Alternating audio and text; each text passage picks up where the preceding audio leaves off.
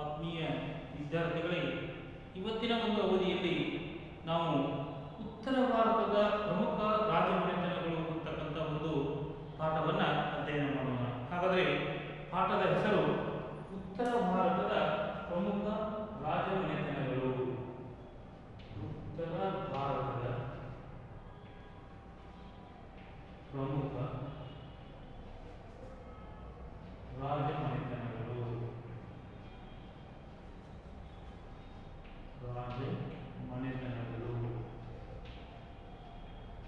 ಹಾಗಾದರೆ ಈ ಉತ್ತರ ಭಾರತದಲ್ಲಿ ಆಗಿ ಹೋಗಿರ್ತಕ್ಕಂಥ ಅತಿ ಪ್ರಮುಖವಾಗಿರ್ತಕ್ಕಂಥ ಒಂದು ರಾಜಮನೆತನಗಳ ಕುರಿತು ಈ ಒಂದು ಅವಧಿಯಲ್ಲಿ ನಾವು ಅಧ್ಯಯನವನ್ನ ಮಾಡೋಣ.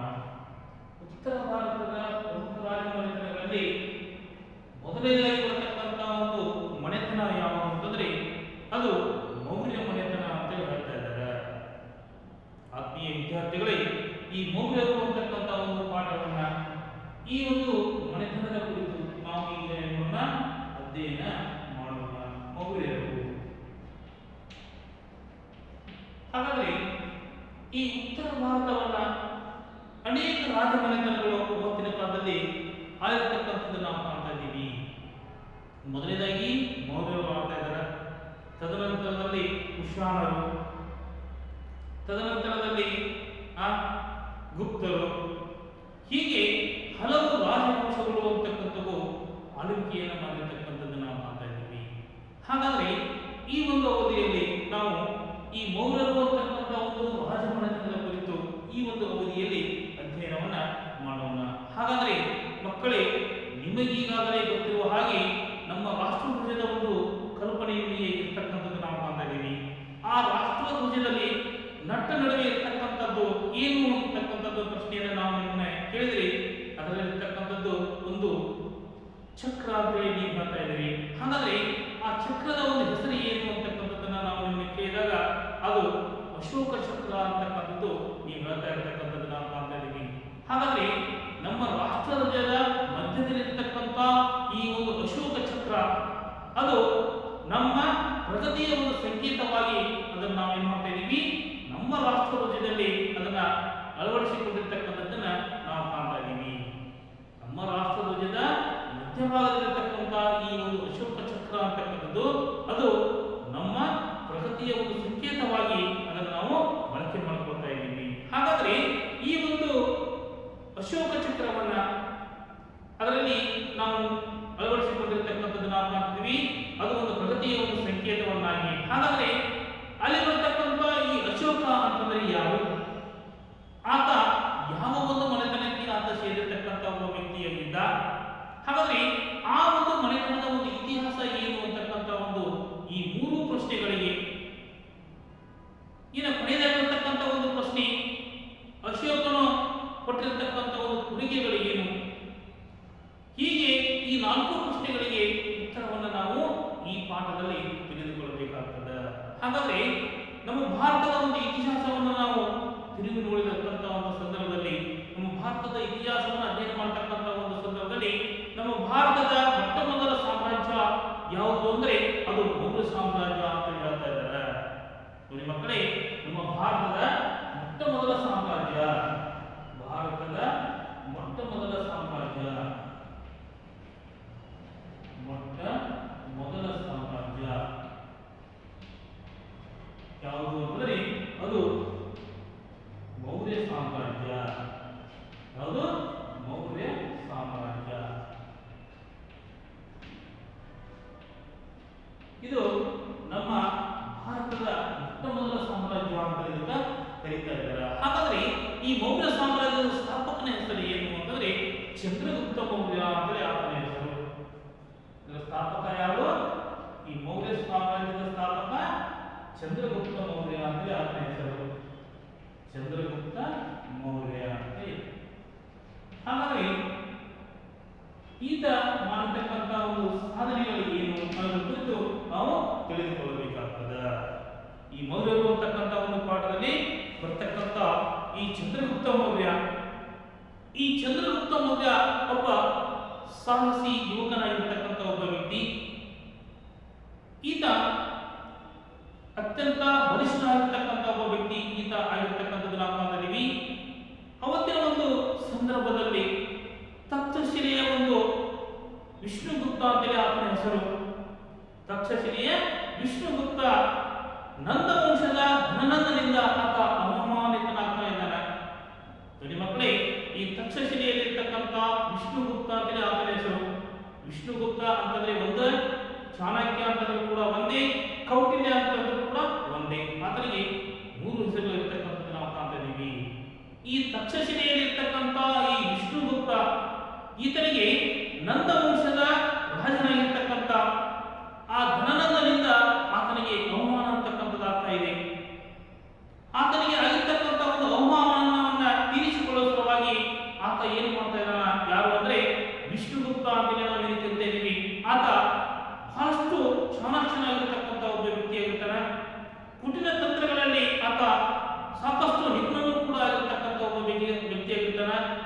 ಹೀಗಾಗಿ ಆ ವಿಷ್ಣುಗುಪ್ತನಿಗೆ ಈ ಚಾಣಕ್ಯ ಅಂತಕ್ಕಂಥ ಒಂದು ಹೆಸರು ಕೂಡ ಇರ್ತಕ್ಕಂಥದ್ದನ್ನ ಕಾಣ್ತೀವಿ. ಕೌಟಿಲ್ಯ ಅಂತ ಹೇಳಿ ಕೂಡ ಆತನ ಕರೀತಾ ಇರ್ತಕ್ಕಂಥದ್ದನ್ನ ನಾವು ಕಾಣ್ತಾ ಇದ್ದೀವಿ. ಹೀಗೆ ಈತ ಏನ್ ಮಾಡ್ತಾ ಇದ್ದ ಅಂದ್ರೆ ಚಂದ್ರಗುಪ್ತ ಮೌರ್ಯನನ್ನ, ಈ ಚಂದ್ರಗುಪ್ತ ಮೌರ್ಯನಿಗೆ ಸೈನಿಕ ಮತ್ತು ಯುದ್ಧ ತರಬೇತಿಯನ್ನು ನೀಡಿ ಸೇನೆಯನ್ನು ಸಜ್ಜುಗೊಳಿಸಲಿಕ್ಕೆ ಆತ ಏನ್ ಮಾಡ್ತಾ ಇದ್ದಾನೆ, ನೆರವಾಗ್ತಾ ಇದ್ದಾನೆ. ನೋಡಿ ಮಕ್ಕಳೇ, ಈ ಚಂದ್ರಗುಪ್ತ ಮೌರ್ಯನಿಗೆ ಯಾರೋ ವಿಷ್ಣುಗುಪ್ತ ಅಂತೇಳಿ ಆತನ ಹೆಸರು.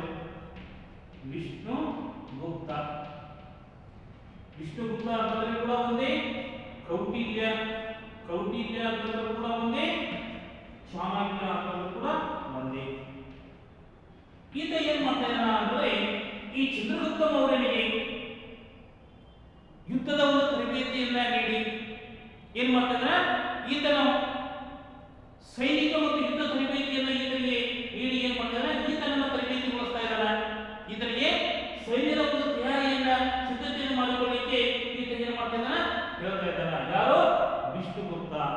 ಏಕೆ ಅಂತಂದ್ರೆ ತಕ್ಷಶಿಲೆಯಲ್ಲಿರ್ತಕ್ಕಂಥ ನಂದವಂಶದ ಧನನಂದ ಅಂತ ಒಬ್ಬ ರಾಜ ಇದ್ದ, ಆತ ವಿಷ್ಣುಗುಪ್ತನಿಗೆ ಅವಮಾನವನ್ನು ಮಾಡಿದ್ದ. ತಕ್ಷಶಿಲೆಯ ಯಾರು, ಧನನಂದ, ತಕ್ಷಶಿಲೆಯ ಒಂದು ಧನನಂದ ಅಂತೇಳಿ ಆತನ ಹೆಸರು. ಧನನಂದ ಈತ ಏನು ಮಾಡ್ತಾ ಇದ್ದಾನೆ ಅಂದ್ರೆ ಈ ವಿಷ್ಣುಗುಪ್ತನಿಗೆ ಅವಮಾನವನ್ನು ಮಾಡ್ತಾ ಇದ್ದಾನೆ. ಹೀಗಾಗಿ ಈತನಿಗೆ ಈ ಧನನಂದನ ಮೇಲೆ ಬಹಳಷ್ಟು ಕೋಪ ಅಂತಕ್ಕಂಥದ್ದು ಬರ್ತಾ ಇದೆ.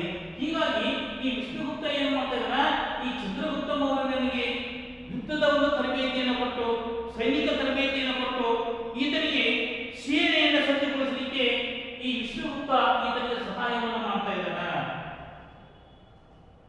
ಹಾಗಾದರೆ ಅಂತ ಒಂದು ಸಂದರ್ಭದಲ್ಲಿ ಧನನಂದ ಅಂತ ನಾವು ಏನು ಕರಿತಾ ಇದ್ದೀವಿ, ಈತ ಅಲ್ಲಿರ್ತಕ್ಕಂಥ ಒಂದು ಪ್ರಜೆಗಳ ಒಂದು ವಿಶ್ವಾಸವನ್ನು ಈತ ಕಳೆದುಕೊಂಡಿದ್ದ. ಹೀಗಾಗಿ ಈ ಧನನಂದನನ್ನ ಅಧಿಕಾರದಿಂದ ಕೆಳಗಿಳಿಸಿ ಚಂದ್ರಗುಪ್ತ ಮೌರ್ಯ ಆ ಒಂದು ಪ್ರದೇಶವನ್ನ ಆಳಲಿಕ್ಕೆ ಪ್ರಾರಂಭವನ್ನು ಮಾಡ್ತಾ ಇದ್ದಾನೆ. ಹೀಗೆ ಈ ಚಂದ್ರಗುಪ್ತ ಮೌರ್ಯ ಅವತ್ತಿನ ಒಂದು ಕಾಲದಲ್ಲಿ ಸುಮಾರು 2300 ವರ್ಷಗಳ ಹಿಂದೆ ಈ ಮೌರ್ಯ ಸಾಮ್ರಾಜ್ಯ ಅಂತಕ್ಕಂಥ ಒಂದು ಸಾಮ್ರಾಜ್ಯವನ್ನ ಈತ ಸ್ಥಾಪನೆ ಮಾಡ್ತಾ ಇದ್ದಾನೆ. ಈ ಮೌರ್ಯ ಸಾಮ್ರಾಜ್ಯವನ್ನು ಸ್ಥಾಪನೆ ಮಾಡಿರ್ತಕ್ಕಂಥ ಈ ಚಂದ್ರಗುಪ್ತ ಮೌರ್ಯ ತದನಂತರದಲ್ಲಿ ಈತ ಏನು ಮಾಡ್ತಾನೆ, ಬಿಹಾರದ ಒಂದು ರಾಜಧಾನಿಯಾಗಿರ್ತಕ್ಕಂಥ ಪಾಟ್ನಾವನ್ನ, ಅಂದ್ರೆ ಪಾಟಲಿಪುತ್ರ ಅಂತಕ್ಕಂಥ ಒಂದು ಸ್ಥಳವನ್ನ ತನ್ನ ರಾಜಧಾನಿಯನ್ನಾಗಿ ಆತ ಮಾಡಿಕೊಂಡು ಆಳ್ವಿಕೆಯನ್ನ ಮಾಡ್ತಾ ಇರತಕ್ಕಂಥದ್ದನ್ನ ನಾವು ಕಾಣ್ತಾ ಇದ್ದೀವಿ. ಹಾಗಾದ್ರೆ ಈ ಬೃಹತ್ತಾಗಿರ್ತಕ್ಕಂಥ ಒಂದು ಸೇನೆಯನ್ನು ಸಿದ್ಧಪಡಿಸಿಕೊಂಡಿರ್ತಕ್ಕಂಥ ಈ ಚಂದ್ರಗುಪ್ತ ಮೌರ್ಯ ಏನ್ ಮಾಡ್ತಾ ಇದ್ದಾನ, ತನ್ನ ಸೇನೆಯನ್ನು ಸಂಘಟಿಸಿ ವಾಯವ್ಯ ಒಂದು ಸರಹದ್ದಿನಿಂದ ಭಾರತದ ಕಡೆಗೆ, ಭಾರತದ ಒಂದು ವಾಯವ್ಯದ ಕಡೆಗೆ ಆತ ನುಗ್ತಾ ಇದ್ದಾನೆ. ಅಲ್ಲಿ ಇರ್ತಕ್ಕಂಥ ಈ ಮೆಸಿಡೋನಿಯಾದ ದೊರೆಯಾಗಿರ್ತಕ್ಕಂಥ ಅಲೆಕ್ಸಾಂಡರ್ ಅಂತೇಳಿ ಆತನ ಹೆಸರು. ಆ ಅಲೆಕ್ಸಾಂಡರ್ ಆತನ ಮೇಲೆ ಈತ ಏನು ಮಾಡ್ತಾ ಇದ್ದಾನೆ, ಮೊದಲ ಒಂದು ಆಕ್ರಮಣವನ್ನು ಈತ ಮಾಡ್ತಾ ಇದ್ದಾನೆ. ಯಾರು, ಚಂದ್ರಗುಪ್ತ ಮೌರ್ಯ. ಅಲ್ಲಿ ಆ ಒಂದು ಪ್ರದೇಶಗಳನ್ನ ಅವನ ಒಂದು ಪ್ರತಿನಿಧಿಯಾಗಿರ್ತಕ್ಕಂಥ ಶೆಲುಕಸ್ ಅಂತಕ್ಕಂಥ ಒಬ್ಬ ವ್ಯಕ್ತಿ ಆತ ಆ ಒಂದು ಪ್ರದೇಶಗಳನ್ನ ಆಳ್ತಾ ಇದ್ದ. ಆ ಶೆಲುಕಸನನ್ನ ಈ ಚಂದ್ರಗುಪ್ತ ಮೌರ್ಯ ಏನ್ ಮಾಡ್ತಾ ಇದ್ದಾನೆ, ಯುದ್ಧದಲ್ಲಿ ಸೋಲಿಸ್ತಾ ಇದ್ದಾನೆ. ಯುದ್ಧದಲ್ಲಿ ಏನ್ ಮಾಡ್ತಾ ಇದ್ದಾರೆ ಅಂದ್ರೆ ಅವತ್ತಿನ ಕಾಲದಲ್ಲಿ ಅಫ್ಘಾನಿಸ್ತಾನ್, ಬಲೂಚಿಸ್ತಾನ್ ಮತ್ತು ಸಿಂಧ್ ಪ್ರಾಂತದ ಕೆಲವು ಪ್ರದೇಶಗಳನ್ನ ಚಂದ್ರಗುಪ್ತ ಮೌರ್ಯನಿಗೆ ಆತ ಏನ್ ಮಾಡ್ತಾ ಇದ್ದಾನೆ, ಬಿಟ್ಟು ಕೊಡ್ತಾ ಇದ್ದಾನ. ಜೊತೆಗೆ ತನ್ನ ಮಗಳನ್ನು ಕೂಡ ಏನ್ ಮಾಡ್ತಾ ಇದ್ದಾನ, ಮದುವೆ ಮಾಡಿ ಕೊಡ್ತಾ ಇದ್ದಾನ. ಯಾರು? ಸೆಲೂಕಸ್ ಅಂತಕ್ಕಂಥ ಒಬ್ಬ ವ್ಯಕ್ತಿ. ಇನ್ನು ಇದಕ್ಕೆ ಪ್ರತಿಯಾಗಿ ಚಂದ್ರಗುಪ್ತ ಮೌರ್ಯ ಏನ್ ಮಾಡ್ತಾ ಇದ್ದಾನ ಅಂತಂದ್ರೆ ಆ ಸೆಲೂಕಸನಿಗೆ 500 ಆನೆಗಳನ್ನ ಕೊಡುಗೆಯಾಗಿ ಬಳುವಳಿಯಾಗಿ ಸೆಲೂಕಸನಿಗೆ ಆತ ನೀಡುತ್ತಾ ಇದ್ದಾನೆ. ತದನಂತರದಲ್ಲಿ ಆ ಸೆಲೂಕಸ್ ಏನ್ ಮಾಡ್ತಾ ಇದ್ದಾನ, ಆತನ ರಾಯಭಾರಿಯಾಗಿರ್ತಕ್ಕಂಥ ಮೆಗಸ್ತನೀಸ್ ಅಂತೇಳಿ ಒಬ್ಬ ವ್ಯಕ್ತಿ ಆತನನ್ನ ಈ ಚಂದ್ರಗುಪ್ತ ಮೌರ್ಯನ ಆಸ್ಥಾನಕ್ಕೆ ಕಳಿಸಿಕೊಡ್ತಾ ಇದ್ದಾನೆ. ಹಾಗಾದ್ರೆ ಒಬ್ಬ ರಾಯಭಾರಿಯಾಗಿ ಬಂದಿರತಕ್ಕಂಥ ಈ ಮೆಗಸ್ತನೀಸ್ ಅಂತಕ್ಕಂಥ ಒಬ್ಬ ವ್ಯಕ್ತಿ ಅವತ್ತಿನ ಕಾಲದಲ್ಲಿ ಒಂದು ಶ್ರೇಷ್ಠವಾಗಿರ್ತಕ್ಕಂಥ ಒಂದು ಕೃತಿಯನ್ನ ಅವತ್ತಿನ ಕಾಲದಲ್ಲಿ ಆತ ರಚನೆ ಮಾಡಿರ್ತಕ್ಕಂಥದ್ದು ನಾವು ಮಾಡ್ತಾ ಇದ್ದೀವಿ.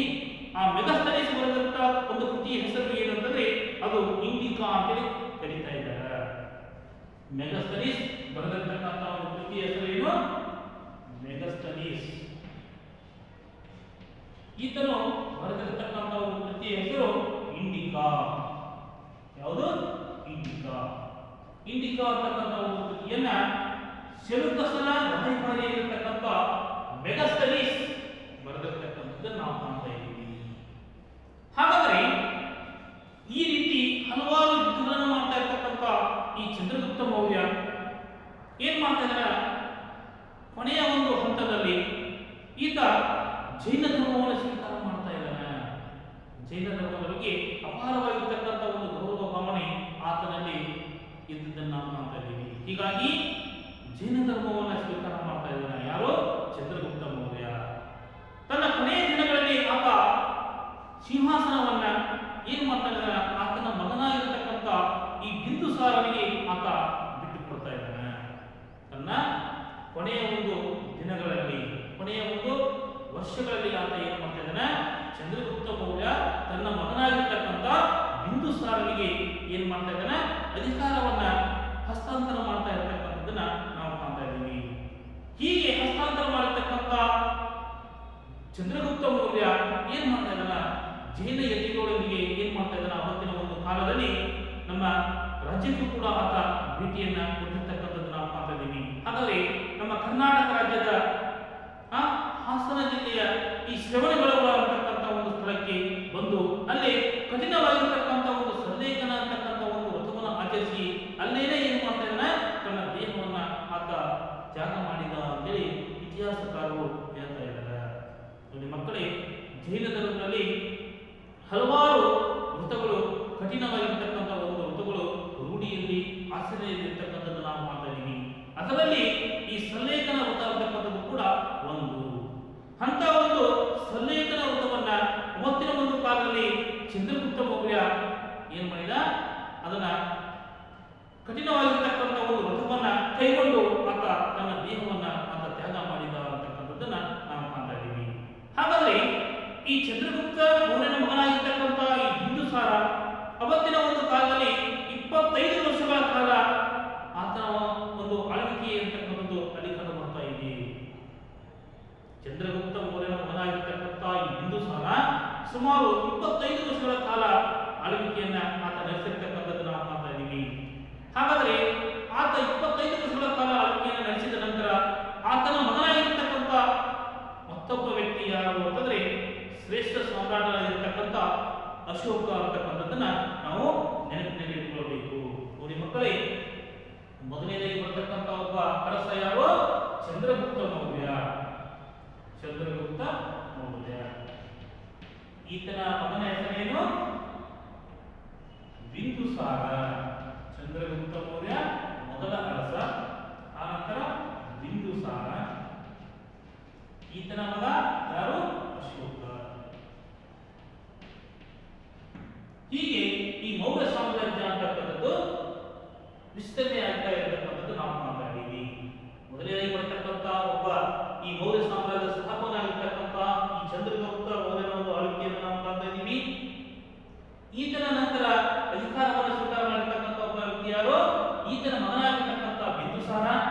ಬಿಂದುಸಾರನ 25 ವರ್ಷಗಳ ಕಾಲ ಆಳ್ವಿಕೆಯನ್ನು ನಡೆಸಿದ ನಂತರ ಈತನ ಅಶೋಕ ಚಕ್ರವರ್ತಿ ಏನ್ ಮಾಡ್ತಾ ಇದ್ದಾನೆ, ತನ್ನದೇ ಆಗಿರ್ತಕ್ಕಂಥ ಒಂದು ಆಳ್ವಿಕೆಯನ್ನ ಇಲ್ಲಿ ನಡೆಸ್ತಾ ಇರತಕ್ಕಂಥದ್ದನ್ನ ನಾವು ಕಾಣ್ತಾ ಇದ್ದೀವಿ. ಹಾಗಾದ್ರೆ ಬಿಂದುಸಾರನ ನಂತರ ಆತನ ಮಗನಾಗಿರ್ತಕ್ಕಂಥ ಅಶೋಕ ಅಧಿಕಾರಕ್ಕೆ ಬಂದ ಅಂತೇಳಿ ನಾವು ತಿಳ್ಕೊಳ್ತಾ ಇದ್ದೀವಿ. ಜಗತ್ತಿನ ಒಂದು ಇತಿಹಾಸದಲ್ಲಿ ಈ ಅಶೋಕನಿಗೆ ಅತಿ ವಿಶಿಷ್ಟವಾಗಿರ್ತಕ್ಕಂಥ ಒಂದು ಸ್ಥಾನ ಇರತಕ್ಕಂಥದ್ದನ್ನ ನಾವು ಕಾಣ್ತಾ ಇದ್ದೀವಿ. ಯಾಕಪ್ಪ ಅಂತಂದ್ರೆ ಅಶೋಕ ಪ್ರಜೆಗಳೆಲ್ಲರೂ ತನ್ನ ಮಕ್ಕಳಿದ್ದಂತೆ ಅಂತಕ್ಕಂಥ ಒಂದು ಮಾತನ್ನ ಹೇಳಿರ್ತಕ್ಕಂಥದ್ದು ನಾವು ಕಾಣ್ತಾ ಇದ್ದೀವಿ. ಅವತ್ತಿನ ಒಂದು ಕಾಲದಲ್ಲಿ ಎಲ್ಲ ಪ್ರಜೆಗಳಿಗೆ ಈತ ಏನಾಗಿದ್ದ, ಮೊದಲ ಆದ್ಯತೆಯನ್ನ ಈತ ನೀಡಿದ್ದ ಅಂತಕ್ಕಂಥದ್ದನ್ನ ನಾವು ತಿಳಿದುಕೊಳ್ಳಬೇಕಾಗ್ತದ. ಇನ್ನ ಮುಂದೆ ಬರತಕ್ಕಂಥ ಒಂದು ಘಟಕ ಯಾವುದಂದ್ರೆ ಅಶೋಕನ ಶಾಸನಗಳು. ಹಾಗಾದ್ರೆ ಈ ಅಶೋಕನ ಶಾಸನಗಳು ನಮ್ಮ ಕರ್ನಾಟಕ ರಾಜ್ಯದ ಯಾವ ಯಾವ ಭಾಗದಲ್ಲಿ ದೊರಕಿವೆ ಅಂತಕ್ಕಂಥದ್ದನ್ನ ನಾವು ನೋಡಬೇಕಾಗ್ತದ. ನಮ್ಮ ಭಾರತ ದೇಶದ ಒಂದು ಉಪಖಂಡದಲ್ಲಿ ಈ ಉಪಖಂಡದ ಒಂದು ಉದ್ದಗಲಕ್ಕೂ ಕೂಡ ನೂರಾರು ಅಶೋಕನ ಒಂದು ಶಾಸನಗಳು ದೊರಕಿರ್ತಕ್ಕಂಥದ್ದು ನಾವು ಕಾಣ್ತಾ ಇದ್ದೀವಿ. ಹಾಗಾದ್ರೆ ಈ ಒಂದು ಶಾಸನಗಳು ಬ್ರಾಹ್ಮಿ ಲಿಪಿಯಲ್ಲಿ ಅವು ಮತ್ತು ಪ್ರಾಕೃತ ಭಾಷೆಯಲ್ಲಿ ಅವು ಕಂಡು ಬಂದಿರತಕ್ಕಂಥದ್ದು ನಾವು ಕಾಣ್ತಾ ಇದ್ದೀವಿ. ಅಶೋಕನ ಕಾಲಕ್ಕೆ ದೊರಕಿರ್ತಕ್ಕಂಥ ಈ ಶಾಸನಗಳು ಬ್ರಾಹ್ಮಿ ಲಿಪಿಯನ್ನ ಅವು ಒಳಗೊಂಡಿರ್ತಕ್ಕಂಥದ್ದು ನಾವು ಕಾಣ್ತಾ ಇದ್ದೀವಿ. ಇನ್ನ ಪ್ರಾಕೃತ ಭಾಷೆಯಲ್ಲಿ ಅವು ಬರೆದಿರ್ತಕ್ಕಂಥದ್ದು ನಾವು ಕಾಣ್ತಾ ಇದ್ದೀವಿ. ಹಾಗಾದ್ರೆ ನಮ್ಮ ರಾಜ್ಯದ ಅಂದ್ರೆ ಕರ್ನಾಟಕದ 9 ಸ್ಥಳಗಳಲ್ಲಿ ಅಶೋಕನ 17 ಶಾಸನಗಳು ಅವತ್ತಿನ ಕಾಲದಲ್ಲಿ ದೊರಕಿರ್ತಕ್ಕಂಥದ್ದು ನಾವು ಕಾಣ್ತಾ ಇದ್ದೀವಿ. ಅವುಗಳಲ್ಲಿ ಅತಿ ಪ್ರಮುಖವಾಗಿರ್ತಕ್ಕಂಥವು ರಾಯಚೂರು ಜಿಲ್ಲೆಯ ಮಸ್ಕಿ ಅಂತಕ್ಕಂಥ ಒಂದು ಸ್ಥಳದಲ್ಲಿ ದೊರಕಿರ್ತಕ್ಕಂಥ ಒಂದು ಮಸ್ಕಿ ಶಾಸನ ಅಂತಕ್ಕಂಥದ್ದು ಅತಿ ಪ್ರಮುಖವಾಗಿರ್ತಕ್ಕಂಥ ಒಂದು ಶಾಸನ ಅಂತ ಹೇಳ್ತಾ ಇದ್ದಾರೆ. ಯಾಕಪ್ಪ ಅಂತಂದ್ರೆ ಈ ಒಂದು ಶಾಸನದಲ್ಲಿ ಮೊಟ್ಟ ಮೊದಲ ಬಾರಿಗೆ ಅಶೋಕನ ಹೆಸರು ಅಂತಕ್ಕಂಥದ್ದು ಕಂಡು ಬಂದಿರತಕ್ಕಂಥದ್ದು ನಾವು ಕಾಣ್ತಾ ಇದ್ದೀವಿ. ಈವರೆಗಿನ ಒಂದು ಶಾಸನಗಳಲ್ಲಿ ಅಶೋಕನನ್ನ ದೇವನಾಂಪ್ರಿಯ ಪ್ರಿಯದರ್ಶಿ ಎಂದಷ್ಟೇ ಆತನಿಗೆ ಹೆಸರುಗಳು ಇರತಕ್ಕಂಥದ್ದನ್ನ, ಬಿರುದುಗಳು ಇರತಕ್ಕಂಥದ್ದನ್ನ ನಾವು ಕಾಣ್ತಾ ಇದ್ದೀವಿ. ಇನ್ನ ಈ ರಾಯಚೂರು ಜಿಲ್ಲೆಯ ಮಸ್ಕಿಯ ಶಾಸನದಲ್ಲಿ ಈತನನ್ನ ದೇವನಾಂಪ್ರಿಯ ಪ್ರಿಯದರ್ಶಿ ಅಶೋಕ ಅಂತೇಳಿ ಕರೆದಿರತಕ್ಕಂಥದ್ದು, ಆ ಒಂದು ಶಾಸನಗಳಲ್ಲಿ ಬರೆದಿರತಕ್ಕಂಥದ್ದನ್ನ ನಾವು ಕಾಣ್ತಾ ಇದ್ದೀವಿ. ಈ ಒಂದು ಶಾಸನಗಳಿಂದ ನಮಗೆ ಏನು ತಿಳಿದು ಬರ್ತಾ ಇದೆ ಅಂತಂದ್ರೆ ಈ ಅಶೋಕನ ಜೀವನ, ಆತನು ಮಾಡಿರ್ತಕ್ಕಂಥ ಒಂದು ಸಾಧನೆ, ಆತನ ಒಂದು ಸಾಮ್ರಾಜ್ಯದ ಒಂದು ವ್ಯಾಪ್ತಿ ಮೊದಲಾದ ಅಂಶಗಳನ್ನು ನಾವು ತಿಳಿದುಕೊಳ್ಳಲಿಕ್ಕೆ ಸಾಧ್ಯ ಇದೆ ಅಂತಕ್ಕಂಥದ್ದನ್ನ ನಾವು ಅರ್ಥ ಮಾಡಿಕೊಳ್ಳಬೇಕಾಗ್ತದೆ. ಹಾಗಾದ್ರೆ ಈ ಅಶೋಕನ ಒಂದು ಜೀವನದಲ್ಲಿ ಅತಿ ಮಹತ್ವದ ಒಂದು ಘಟ್ಟ ಯಾವುದು ಅಂತಂದ್ರೆ ಆತನು ಮಾಡಿರ್ತಕ್ಕಂಥ ಕಳಿಂಗ ಯುದ್ಧ ಅಂತಕ್ಕಂಥದ್ದು. ಅಶೋಕ ಅವತ್ತಿನ ಒಂದು ಕಾಲದಲ್ಲಿ ಏನು ಮಾಡಿದಪ್ಪ ಅಂತಂದ್ರೆ ಒಂದು ಕಳಿಂಗ ಯುದ್ಧವನ್ನ ಆತ ಮಾಡ್ತಾ ಇದ್ದಾನೆ. ಅದರಿಂದ ಆತನ ಒಂದು ಮನಸ್ಸು ಅಂತಕ್ಕಂಥದ್ದು ಯಾವ ರೀತಿ ಪರಿವರ್ತನೆ ಆಗ್ತಾ ಇದೆ ಅಂತಕ್ಕಂಥದ್ದನ್ನ ನಾವು ತಿಳಿದುಕೊಳ್ಳಬೇಕಾಗ್ತದೆ. ಅಶೋಕನ ಒಂದು ಕಳಿಂಗ ಯುದ್ಧ. ಹಾಗಾದ್ರೆ ಈ ಒಂದು ಕಳಿಂಗ ಯುದ್ಧ ಅಂತಕ್ಕಂಥದ್ದನ್ನ ಅಶೋಕ ಮಾಡಿದ ನಂತರ ಆತ ತನ್ನ ಮನಸ್ಸಿನಲ್ಲಿ ಹಲವಾರು ಬದಲಾವಣೆಗಳನ್ನ ಆತ ಮಾಡಿಕೊಂಡಿರ್ತಕ್ಕಂಥದ್ದು ನಾವು ಕಾಣ್ತಾ ಇದ್ದೀವಿ. ಅಶೋಕ ಅಧಿಕಾರಕ್ಕೆ ಬಂದಂತ ಒಂದು 8ನೆಯ ವರ್ಷ ಆತ ಏನ್ ಮಾಡ್ತಾ ಇದ್ದಾನ ಅಂತಂದ್ರೆ ಕಳಿಂಗ ರಾಜ್ಯದ ಮೇಲೆ ಆತ ಯುದ್ಧವನ್ನ ಸಾರ್ತಾ ಇದ್ದಾನೆ. ಇದು ಅವನ ಒಂದು ಜೀವನದ ಒಂದು ಮಹತ್ವದ ಒಂದು ಘಟನೆ ಅಂತೇಳಿ ಇತಿಹಾಸಕಾರರು ಅದನ್ನ ಬಣ್ಣಿಸ್ತಾ ಇರತಕ್ಕಂಥದ್ದು ನಾವು ಕಾಣ್ತಾ ಇದ್ದೀವಿ. ಹಾಗಾದ್ರೆ ಈ ಕಳಿಂಗ ರಾಜ್ಯ ಅಂತಕ್ಕಂಥದ್ದು ಇಂದಿನ ಒಡಿಶಾ ರಾಜ್ಯದ ಒಂದು ಭಾಗವಾಗಿದೆ ಅಂತೇಳಿ ನಾವು ತಿಳ್ಕೋಬೇಕಾಗ್ತದೆ. ಇದರ ಮೇಲೆ ಅಶೋಕ ಯುದ್ಧವನ್ನು ನಡೆಸ್ತಾ ಇದ್ದಾನೆ. ಆ ಒಂದು ಯುದ್ಧದಲ್ಲಿ 1 ಲಕ್ಷ ಜನರು ಪ್ರಾಣವನ್ನ ಕಳೆದುಕೊಳ್ತಾ ಇದ್ದಾರೆ. ಜೊತೆಗೆ 1 ಲಕ್ಷ ಜನರು ಗಾಯಗೊಳ್ತಾ ಇದ್ದಾರೆ. 1.5 ಲಕ್ಷ ಶತ್ರು ಸೈನಿಕರು ಏನ್ ಮಾಡ್ತಾ ಇದ್ದಾರೆ, ಆ ಒಂದು ಯುದ್ಧದಲ್ಲಿ ತಮ್ಮ ಪ್ರಾಣವನ್ನ ಕಳೆದುಕೊಳ್ತಾ ಇದ್ದಾರೆ. ಇಂಥ ಒಂದು ಹೃದಯ ವಿದ್ರಾವಕ ಒಂದು ಘಟನೆ ಅಂತಕ್ಕಂಥದ್ದು ಆ ಒಂದು ಕಳಿಂಗ ಯುದ್ಧದಲ್ಲಿ ನಡೆದಿರತಕ್ಕಂಥದ್ದನ್ನ ಅಶೋಕ ಗಮನಿಸ್ತಾ ಇದ್ದಾನೆ. ಹಾಗಾಗಿ ಈ ರಣರಂಗದಲ್ಲಿ ಸಾವು ನೋವಿನ ಒಂದು ಘೋರ ದೃಶ್ಯಗಳನ್ನ ಕಂಡಿರ್ತಕ್ಕಂಥ ಅಶೋಕನ ಒಂದು ಮನಸ್ಸು ಏನಾದವು, ಕಲಕಿದವು ಅಂತಕ್ಕಂಥವು. ಇಂಥ ಒಂದು ಹೃದಯ ವಿದ್ರಾವಕ ಒಂದು ಘಟನೆಗಳನ್ನ ಆತ ಆ ಒಂದು ಕಳಿಂಗ ಯುದ್ಧದಲ್ಲಿ ಆತ ನೋಡ್ತಾ ಇದ್ದಾನೆ. ಹೀಗಾಗಿ ಆತನ ಮನ ಅಂತಕ್ಕಂಥದ್ದು ಆ ಒಂದು ದೃಶ್ಯಗಳು ಆತನ ಮನವನ್ನ ಕಲಿತಿರ್ತಕ್ಕಂಥದ್ದು ನಾವು ಮಾಡ್ತಾ ಇದ್ದೀವಿ. ಹೀಗಾಗಿ ಮನನೊಂದಿರ್ತಕ್ಕಂಥ ಅಶೋಕ ಏನ್ ಮಾಡ್ತಾ ಇದ್ದಾರೆ ಅಂದ್ರೆ ಆ ಒಂದು ಕ್ಷಣದಿಂದಲೇ ಆತ ಏನ್ ಮಾಡ್ತಾ ಇದ್ದಾನೆ, ಯುದ್ಧವನ್ನ ಮಾಡದಿರಲಿಕ್ಕೆ ಆತ ಏನ್ ಮಾಡ್ತಾ ಇದ್ದಾನೆ, ಪ್ರತಿಜ್ಞೆಯನ್ನು ಮಾಡ್ತಾ ಇದ್ದಾನೆ. ಇನ್ನು ಮುಂದೆ ನಾನು ಯಾವುದೇ ಒಂದು ಯುದ್ಧವನ್ನ ಮಾಡುವುದಿಲ್ಲ ಅಂತಕ್ಕಂಥ ಒಂದು ಶಪಥವನ್ನ ಮಾಡ್ತಾ ಇದ್ದಾನೆ. ಈ ರೀತಿಯಾಗಿ ಅಶೋಕನ ಒಂದು ಮನಸ್ಸು ಅಂತಕ್ಕಂಥದ್ದು, ಮನಸ್ಸು ಪರಿವರ್ತನೆಗೊಂಡಂತ ಒಂದು ಮತ್ತೊಬ್ಬ ಸಾಮ್ರಾಟ ಈ ಜಗತ್ತಿನ ಒಂದು ಇತಿಹಾಸದಲ್ಲಿ ಇಲ್ಲ ಅಂತಕ್ಕಂಥ ಮಾತನ್ನ ನಾವು ತಿಳಿದುಕೊಳ್ಳಬೇಕಾಗ್ತದ. ಹೀಗಾಗಿ ಯುದ್ಧ ಮಾರ್ಗದ ಬದಲು ಧರ್ಮ ಮಾರ್ಗಗಳನ್ನ ಆತ ಅನುಸರಿಸಲಿಕ್ಕೆ ಆತ ಮುಂದೆ ಬಂದ ಅಂತಕ್ಕಂಥದ್ದನ್ನ ನಾವು ತಿಳ್ಕೊಬೇಕಾಗ್ತದ.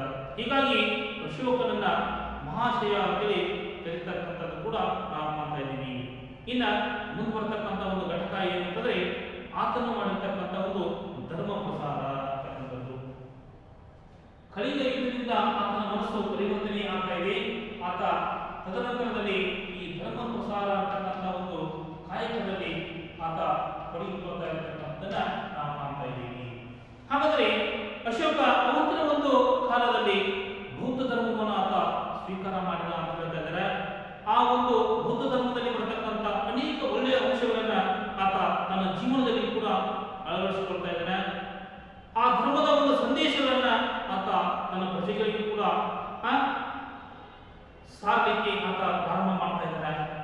ಹೀಗಾಗಿ ಗುರು ಹಿರಿಯರಿಗಿರಬಹುದು, ತಂದೆ ತಾಯಿಗಳಿರಬಹುದು, ವಿಧೇಯರಾಗಿರಬೇಕು ಅಂತಕ್ಕಂಥ ಮಾತನ್ನ ಅಶೋಕ ಹೇಳ್ತಾ ಇರತಕ್ಕಂಥದ್ದು ನಾವು ಮಾಡ್ತಾ ಇದ್ದೀವಿ. ಕರುಣೆ ಇರಬಹುದು, ಔದಾರ್ಯ ಇರಬಹುದು, ಜೊತೆಗೆ ಸತ್ಯಸಂಧತೆ ಅಂತಕ್ಕಂಥದ್ದಿಂದ ಕೂಡಿರಬೇಕು ಅಂತಕ್ಕಂಥ ಮಾತನ್ನ ಆತ ಹೇಳ್ತಕ್ಕಂಥದ್ದು ನಾವು ಮಾಡ್ತಾ ಇದ್ದೀವಿ. ಇನ್ನ ಹಿಂಸೆ, ಕೋಪ, ಮಾತ್ಸರ್ಯ ಮೊದಲಾದವುಗಳನ್ನ ನಾವು ತೊರೆಯಬೇಕು ಅಂತಕ್ಕಂಥ ಮಾತನ್ನ ಅಶೋಕ ಏನ್ ಮಾಡ್ತಾ ಇದ್ದಾರೆ ಅಂದ್ರೆ ಈ ಹೇಳ್ತಕ್ಕಂಥದ್ದು ನಾವು ಮಾಡ್ತಾ ಇದ್ದೀವಿ. ಹೀಗಾಗಿ ಅಶೋಕ ಪಾಟಲಿಪುತ್ರದಲ್ಲಿ 3ನೇ ಬೌದ್ಧ ಮಹಾಸಮ್ಮೇಳನವನ್ನ ಆತ ನಡೆಸಿರ್ತಕ್ಕಂಥದ್ದು ನಾವು ಮಾಡ್ತಾ ಇದ್ದೀವಿ. ಜೊತೆಗೆ ಬೌದ್ಧ ಸ್ತೂಪಗಳನ್ನ ಆತ ನಿರ್ಮಾಣ ಮಾಡಿಸಿರ್ತಕ್ಕಂಥದ್ದು ಕೂಡ ನಾವು ಕಾಣ್ತಾ ಇದ್ದೀವಿ. ಹೀಗೆ ಬುದ್ಧನ ಒಂದು ಸಂದೇಶಗಳನ್ನ ಎಲ್ಲ ಭಾಗಗಳಲ್ಲಿ ಆತ ವಿಸ್ತರಿಸಲಿಕ್ಕೆ ಆತ ದೇಶ ವಿದೇಶಗಳಿಗೆ ತನ್ನ ರಾಯಭಾರಿಗಳನ್ನು ಕೂಡ ಆತ ಅವತ್ತಿನ ಒಂದು ಕಾಲದಲ್ಲಿ ಕಳುಹಿಸಿಕೊಟ್ಟ ಅಂತಕ್ಕಂಥದ್ದನ್ನ ನಾವು ತಿಳಿದುಕೊಳ್ಳಬೇಕಾಗ್ತದ. ಇನ್ನು ಮುಂದೆ ಬರ್ತಕ್ಕಂಥ ಒಂದು ಘಟಕ ಏನು ಅಂತಂದ್ರೆ ಮೌರ್ಯರ ಆಡಳಿತ ಪದ್ಧತಿ ಅಂತಕ್ಕಂಥದ್ದು. ಮೌರ್ಯರ ಆಡಳಿತ ಪದ್ಧತಿ.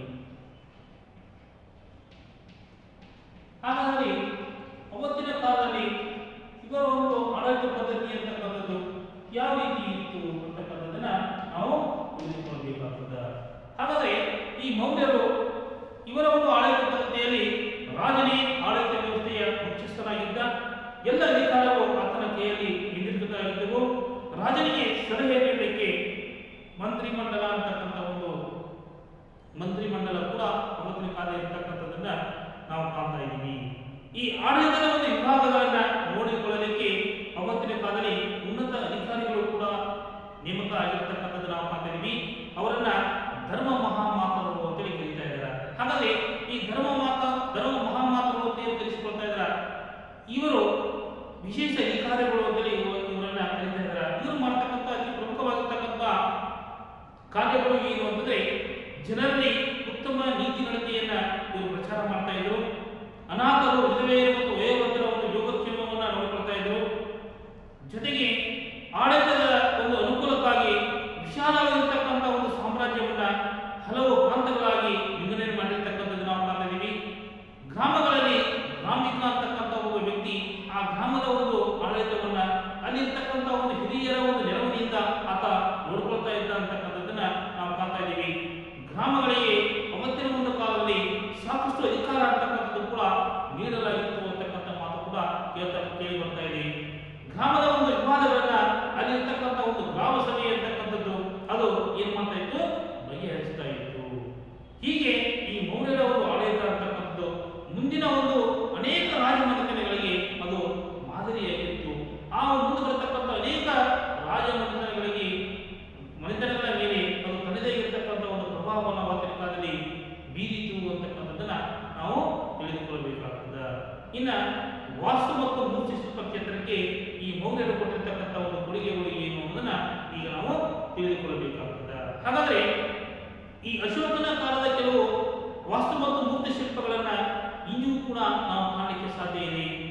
ಅವುಗಳಲ್ಲಿ ಅನೇಕ ಸ್ತೂಪಗಳಿರಬಹುದು, ಜೊತೆಗೆ ಸ್ತಂಭಗಳಿರಬಹುದು. ಅವು ಅತಿ ಪ್ರಮುಖವಾಗಿರ್ತಕ್ಕಂಥದ್ದು ನಾವು ಕಾಣ್ತಾ ಇದ್ದೀವಿ. ಇವುಗಳಲ್ಲಿ ಮಧ್ಯಪ್ರದೇಶದ ಒಂದು ಸಾಂಚಿಯ ಸ್ತೂಪ ಅಂತಕ್ಕಂಥದ್ದು, ಸಾರನಾಥದ ಒಂದು ಸ್ತಂಭಗಳು ಅತಿ ಪ್ರಮುಖವಾಗಿರ್ತಕ್ಕಂಥವು ಅಂತೇಳಿ ಹೇಳ್ತಾ ಇದ್ದಾರೆ. ಅಂದ್ರೆ ಅತ್ಯಂತ ಪ್ರಸಿದ್ಧಿಯನ್ನು ಪಡ್ಕೊಂಡಿರ್ತಕ್ಕಂಥ ಈ ಸಾಂಚಿಯ ಸ್ತೂಪ ಇರಬಹುದು, ಸಾರನಾಥದ ಒಂದು ಸ್ತಂಭ, ಇವು ಪ್ರಸಿದ್ಧಿಯನ್ನು ಪಡ್ಕೊಂಡಿರ್ತಕ್ಕಂಥದ್ದು ನಾವು ಕಾಣ್ತಾ ಇದ್ದೀವಿ. ಈ ಸಾರನಾಥ ಸ್ತಂಭದ ಮೇಲಿನ ಒಂದು 4 ತಲೆಯ ಒಂದು ಸಿಂಹ ಬೋಧಿಗೆ ಅಂತ ನಾವು ಏನು ಹೇಳ್ತಾ ಇದ್ದೀವಿ, ಅದು ನಮ್ಮ ರಾಷ್ಟ್ರ ಲಾಂಛನವಾಗಿರ್ತಕ್ಕಂಥದ್ದನ್ನ ನಾವು ಕಾಣ್ತಾ ಇದ್ದೀವಿ. ಹೀಗೆ ಈ ಮೌರ್ಯರ ಒಂದು ಆಡಳಿತ ಅಂತಕ್ಕಂಥದ್ದು ನಡೆದಿರ್ತಕ್ಕಂಥದ್ದನ್ನು ನಾವು ಕಾಣ್ತಾ ಇದ್ದೀವಿ. ಹಾಗಾದ್ರೆ ವಾಸ್ತು ಮತ್ತು ಮೂರ್ತಿ ಶಿಲ್ಪ ಕ್ಷೇತ್ರಗಳಿಗೆ ಈ ಮೌರ್ಯರು ಅಪಾರವಾಗಿರ್ತಕ್ಕಂಥ ಒಂದು ಕೊಡುಗೆಯನ್ನು ಆವತ್ತಿನ ಕಾಲದಲ್ಲಿ ನೀಡಿರ್ತಕ್ಕಂಥದ್ದು ನಾವು ಕಾಣ್ತಾ ಇದ್ದೀವಿ. ಹಾಗಾದರೆ ಮಕ್ಕಳೇ, ಈ ಒಂದು ಅವಧಿಯಲ್ಲಿ ನಾವು ಮೌರ್ಯರು ಅಂತಕ್ಕಂಥ ಒಂದು ಮನೆತನದ ಕುರಿತು ಅಧ್ಯಯನವನ್ನು ಮಾಡಿದ್ದೀವಿ.